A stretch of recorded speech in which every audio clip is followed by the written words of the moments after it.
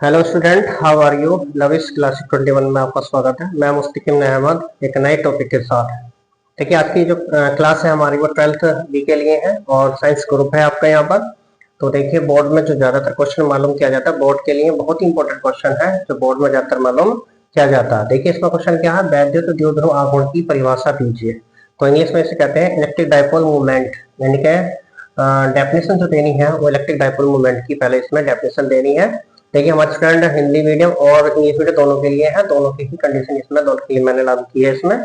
तो देखिए, वैद्युत द्विध्रुव आघूर्ण की अक्षीय स्थिति में स्थित किसी बिंदु पर वैद्युत क्षेत्र की तीव्रता का व्यंजक ज्ञात कीजिए। तो क्वेश्चन क्या है आपका, इलेक्ट्रिक डाइपोल मूवमेंट की एक्सल पॉइंट पर स्थित है, कोई एक्सल पॉइंट की पोजीशन पर हमें कोई पॉइंट है, एनी पॉइंट दिया हुआ है, उस पर हमने इलेक्ट्रिक फील्ड की जो है हमें यहाँ पर उसके लिए फार्मूला यहाँ पर ज्ञात करना। उसके बाद एक न्यूमेरिकल है इसमें जो नीचे लिखा हुआ है +5 × 10⁻⁷ कूलम एंड -5 मल्टीप्लाई 10⁻⁷ कूलम के दो पॉइंट चार्जेस हैं हमारे पास, यानी कि दो बिंदु आवेश है, उनके बीच की जो डिस्टेंस है 1 सेंटीमीटर है और इन आवेशों से बने इलेक्ट्रिक डाइपोल मूवमेंट की एक्सल पॉइंट के सेंटर से 50 सेंटीमीटर की दूरी पर स्थित बिंदु पर वैद्युत क्षेत्र की तीव्रता की गणना करनी है आपको, यानी वैद्युत क्षेत्र की तीव्रता ज्ञात करके दिखानी है। इसमें दो पॉइंट है हमारे पास और दोनों के जो नेचर है वो अपोजिट है और जो वैद्युत द्विध्रुव को बना रहे हैं और उनके बीच की जो डिस्टेंस है वो 1 सेंटीमीटर और एक्सल पॉइंट से यानी एक्सल पोजीशन से केंद्र से जो 50 सेंटीमीटर की दूरी पर स्थित बिंदु पर वैद्युत क्षेत्र की तीव्रता का व्यंजक प्राप्त करना। तो सबसे पहले हम देखेंगे यहाँ पर वैद्युत द्विध्रुव तथा वैद्युत द्विध्रुव आघूर्ण, यानी कि electric dipole and electric dipole movement, यानी कि इसके क्या होता है। देखिए, ऐसा निकाय यानी कि ऐसा सिस्टम जिसमें दो बराबर परंतु विपरीत प्रकार के बिंदु आवेश एक दूसरे से अल्प दूरी पर स्थित होते हैं, उसे वैद्युत द्विध्रुव कहते हैं। दोबारा सुन लीजिए एक बार, फिर बता देता हूँ इसमें कि ऐसा निकाय जिसमें दो बराबर परंतु विपरीत प्रकार के बिंदु आवेश एक दूसरे से अल्प दूरी पर स्थित होते हैं उसे वैद्युत द्विध्रुव कहते हैं, यानी इलेक्ट्रिक डाइपोल कहते हैं। अब इसमें देखिए, इलेक्ट्रिक डाइपोल मूवमेंट होता क्या, यानी वैद्युत द्विध्रुव आघूर्ण किसे कहते हैं, यानी वैद्युत द्विध्रुव आघूर्ण क्या होता है। तो वैद्युत द्विध्रुव की रचना करने वाले किन्हीं दो बिंदु आवेशों में से किसी एक आवेश तथा उनके बीच की अल्प दूरी के गुणनफल को वैद्युत द्विध्रुव आघूर्ण कहते हैं। दोबारा सुन लीजिए एक बार, वैद्युत द्विध्रुव की रचना करने वाले किन्हीं दो बिंदु आवेशों में से किसी एक आवेश तथा उनके बीच की अल्प दूरी के गुणनफल को वैद्युत द्विध्रुव आघूर्ण कहते हैं। मान लीजिए हमारे पास कोई पॉइंट है हमारे पास, ये देखिए ए भी एक वैद्युत द्विध्रुव है मेरे पास, ये ए भी मैंने ए और बी नाम दिया है और इसके जो इलेक्ट्रिक चार्ज है हमारे पास वो -q और एक है प्लस का q, यानी कि एक जो है पॉजिटिव है और एक हमारे पास नेगेटिव है और इनके बीच की जो डिस्टेंस है वो 2l है हमारे पास।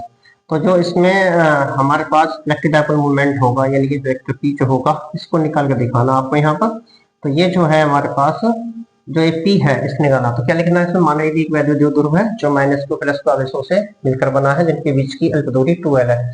तब वो इनके मध्य वैद्युत द्विध्रुव आघूर्ण p जो होगा वो p बराबर कोई एक आवेश, यानी कि आवेश गुणा लंबवत दूरी है ना, यानी कि इनके बीच की दूरी कह दीजिए, यानी कि दूरी लंबवत दूरी, यानी कि इनके बीच की दूरी है आपके पास।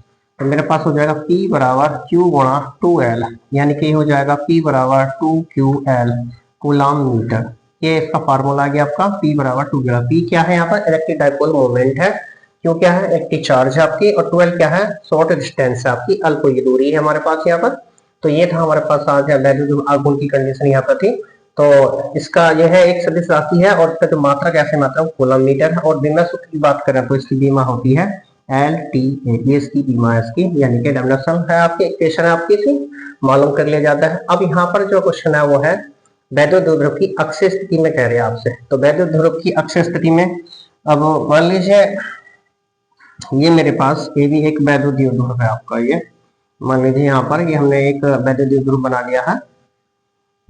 देखिए ये ए नाम दिया है यहाँ पर, ये नाम बी दे दिया हमने, ये -q है और ये जो है आपका +q है ना, और इनके बीच की जो दूरी है वो 2l है यहाँ से यहाँ तक, ठीक है। अब इनके मिडिल पॉइंट है o से r दूरी पर, ये दो डॉट यहाँ पर, ये r दूरी पर कोई पॉइंट हमारे पास p है, ये हमारे पास ये हम नाम p दे दिया यहाँ पर, ठीक है। इसके मिडिल पॉइंट o से यहाँ से r दूरी पर कोई बिंदु p है जो एक्सल पॉइंट पर है, यानी कि अक्षीय स्थिति में है। तो ये वैद्युत क्षेत्र तीव्रता ये होगी E1 और इधर को होगी आपकी, ये हमारे पास हो जाएगी E2 आपके पास, ठीक है। और परिणामी वैद्युत क्षेत्र की तीव्रता है वो ई है यहाँ पर। चाहे तो आप वेक्टर लगा सकते हैं, इसमें वेक्टर लगा के दिखा सकते हैं, इस तरह से लिख सकते हैं यहाँ पर। अब अगर मैं करूं यहाँ से जो ये प्लस क्यू चार्ज है, इससे डिस्टेंस अगर हम निकालें पी की, तो यहाँ से प्लस क्यू आवश्यक डिस्टेंस होगी वो होगी आर माइनस एल। यहाँ से यहाँ तक डिस्टेंस होगी वो आर प्लस होगी प्लस क्यू आवेश, और माइनस क्यू आवेश से दूरी करें हम, और माइनस क्यू चार्ज है हमारा भाई माइनस क्यू, तो इससे जो डिस्टेंस होगी वो मेरे पास होगी आर प्लस एल। ये मेरे पास आर प्लस एल डिस्टेंस होगी आपकी यहाँ पर, समझाने के लिए था। तो लिखने का तरीका हमारा भाई ये रहेगा कि माना ये भी एक वैद्युत ध्रुव आघूर्ण है जो माइनस क्यू और प्लस क्यू आवेश से मिलकर बना है, जो एक ऐसे माध्यम में स्थित है जिसका परावैद्युतांक क्या है आपका के है। इसके मध्य बिंदु ओ से आर दूरी पर एक बिंदु पी है जो अक्षीय स्थिति पर है, जिस पर वैद्युत क्षेत्र की तीव्रता ज्ञात करनी है। बिंदु पी पर वैद्युत क्षेत्र की तीव्रता E1/E2 है और परिणामी वैद्युत क्षेत्र की तीव्रता वो ई है।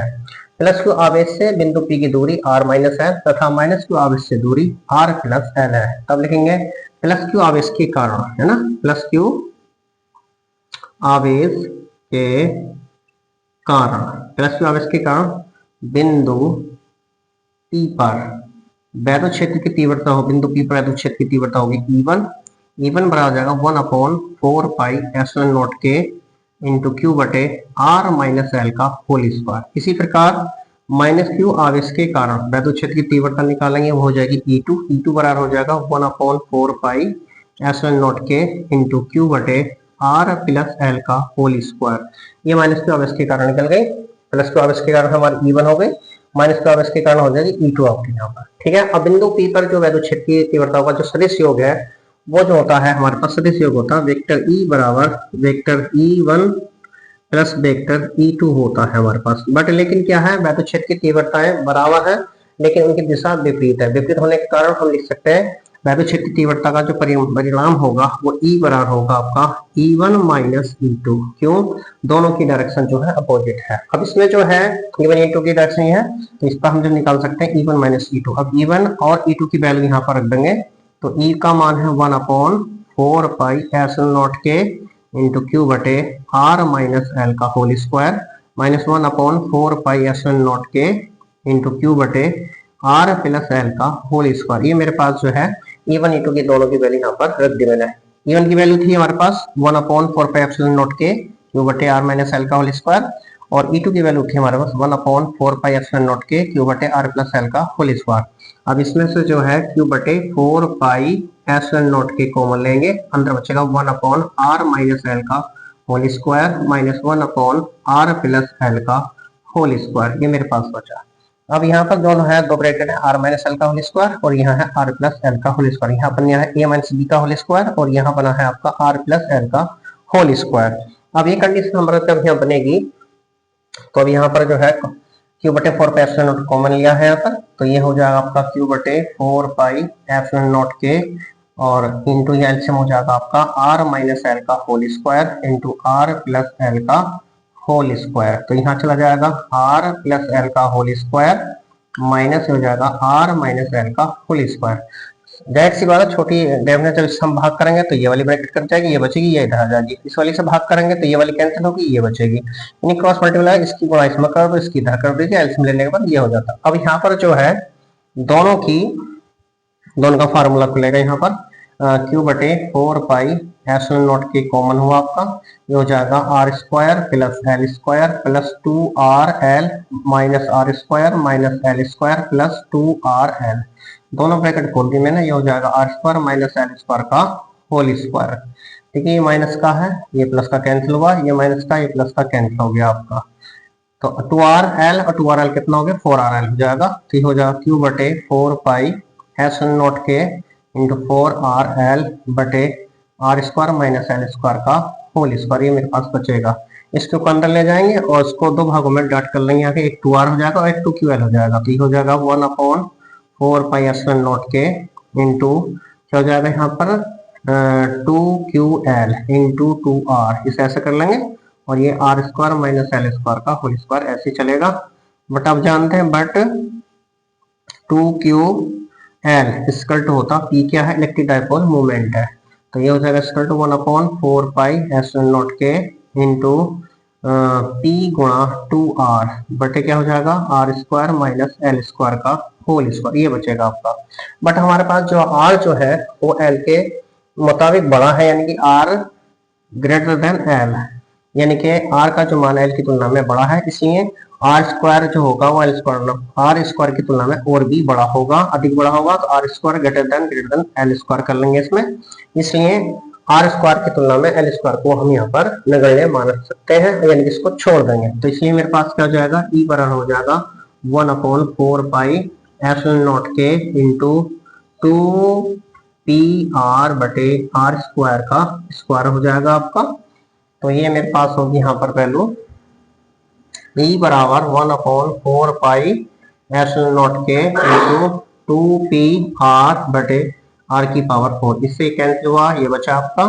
तो ई बराबर हो जाएगा 1/4 पाई एप्सिलॉन नॉट के इंटू 2, ये हो जाएगा आपका 2p बटे आर की पावर 3 न्यूटन प्रति कूलम। ठीक है, निर्वात में जो है हम यहाँ पर निर्वात में हम लिख सकते हैं यहाँ पर k बराबर 1 रखने पर k बराबर 1 रख देंगे यहाँ से, तो ई बराबर हो जाएगा 1/4 पाई एप्सिलॉन नॉट 2p बटे आर की पावर 3 न्यूटन प्रति कूलम। ये मेरे पास क्वेश्चन कंप्लीट हुआ यहाँ तक व्यंजक हमने निकाला। अब यहाँ पर जो न्यूमेरिकल है सोल्यूशन देख लीजिए। दूसरे का सोल्यूशन है मेरे पास यहाँ पर, सबसे पहले देखा है इलेक्ट्रिक चार्ज दे रखा है, यानी कि सोल्यूशन में हमारे पास जो है क्यू बराबर रखा 5 × 10⁻⁷ कूलम, यानी कि इलेक्ट्रिक चार्ज है, दोनों में एक नेगेटिव है एक पॉजिटिव है, दोनों में से एक कोई एक उठा लिया, और इनके बीच की जो डिस्टेंस है मेरे पास है यानी कि 12 बराबर रखा 1 सेंटीमीटर, से कर लेंगे 1 × 10⁻⁻2 मीटर, छोड़ कर लिया। अब इलेक्ट्रिक डाइपोल मोमेंट निकालेंगे, वी नो दैट हम जानते हैं इलेक्ट्रिक डाइपोल मोमेंट P होता Q गुणा 2L होता 5 × 10⁻⁷ × 1 × 10⁻⁻2, तो ये 5 × 10⁻⁹ कूलम मीटर। एक आंसर आपका यहाँ आ गया। अब केंद्र से जो डिस्टेंस है मेरे पास, केंद्र से डिस्टेंस है r बराबर रखिए 50 सेंटीमीटर, इसे मीटर में चेंज कर लेंगे, तो ये हो जाएगा आपका 0.5 मीटर, नहीं 100 से भाग करने पर 0.5 मीटर आ जाएगा। अब एक्सल पॉइंट पर वैद्युत क्षेत्र की तीव्रता यानी इलेक्ट्रिक फील्ड जो होगा मेरे पास अक्षय स्थिति में स्थित केंद्र पर वैद्युत क्षेत्र की तीव्रता E बराबर हो जाएगी 1/4 पाई एप्सिलॉन नॉट Q बटे आर स्क्वायर। तो इसका हो जाएगा 9 × 9 की पावर 9 × Q की वैल्यू 5 × 10 की पावर माइनस की नहीं 2p, ये हो जाएगा 2p बटे आर की पावर 3। ये अक्षय स्थिति में जो होती है वैद्युत क्षेत्र की तीव्रता वो होती है E बराबर 1/4 एप्सिलॉन नॉट 2p बटे आर की पावर 3। तो ये हो जाएगा हमारे पास 2 × 5 × 10⁻⁹ और अपॉन हो जाएगा 0.5 का पावर 3 हो जाएगी। इससे माइनस से ये प्लस वाली कैंसिल हो जाएगी, 5 × 10 और ये हो जाएगा 90 अपॉन 0.125, ये मेरे पास है। अब इससे डिवाइडेशन करेंगे तो 3 0 पर बढ़ाएंगे, इससे भाग करेंगे 720 बार करेगा 7 यानी 720 बार जाएगा 720 न्यूटन प्रति कूलम, ये आंसर हो जाएगा। ई बराबर इलेक्ट्रिक फील्ड जो हमारे intensity of electric field is equal to E बराबर 720 न्यूटन पर कूलम हमारे पास आंसर आता। बहुत इंपॉर्टेंट क्वेश्चन था, बहुत ही ज्यादा बोर्ड ये क्वेश्चन बहुत इंपॉर्टेंट है और ज्यादातर क्वेश्चन आया है, इस हिसाब से वजह से हमारे चैनल को सब्सक्राइब करें, लाइक करें। धन्यवाद।